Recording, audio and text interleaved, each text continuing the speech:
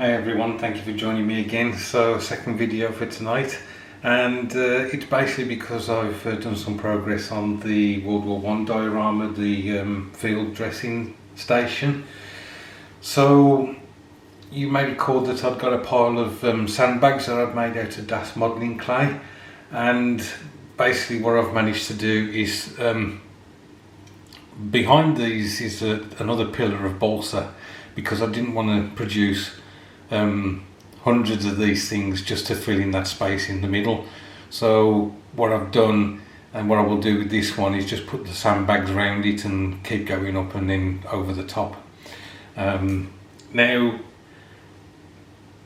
from a distance this looks okay. There are perhaps one too many gaps in the sandbags, I think.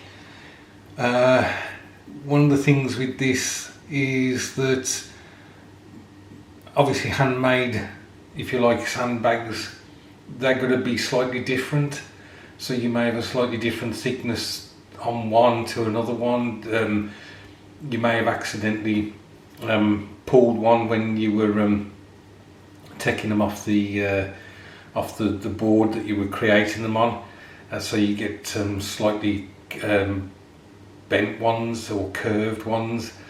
And as I mentioned, a lot of them were made just from eye, so it's just like, okay, they're practically 1 centimetre long, or supposedly, but it's the difference in the narrowness of them that's I think caused me one or two issues.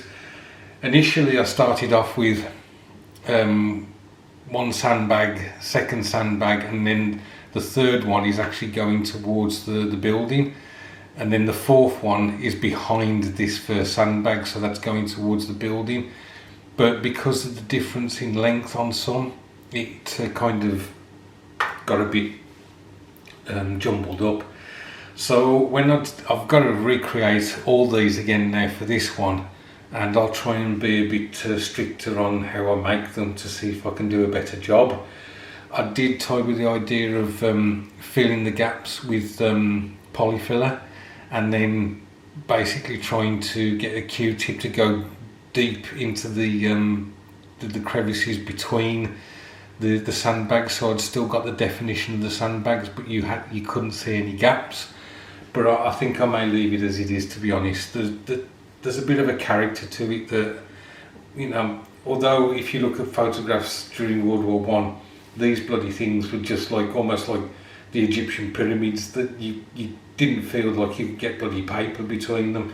They were done so well, and there was some awesome almost like structures created just with sandbags. It's incredible what they did with them.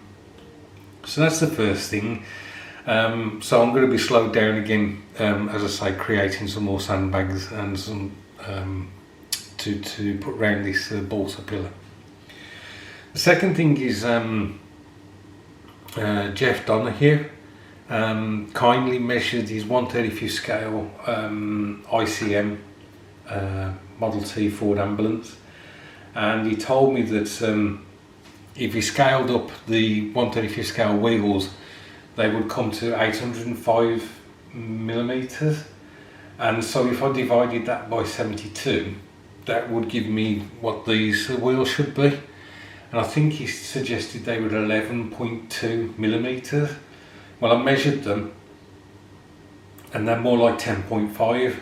So I divided the 805 by 76 and basically got 10.5. So this looks like it is a 1/76 scale model, although it's boxed as a 1/72. Now, to be honest with you, I think even Revel have made this mistake on reboxing a Matchbox kit when they said it was 1/72, and I'm bloody sure that kit, I don't think I have bought it yet, is actually a 1/76 kit. So, you know, it can be done.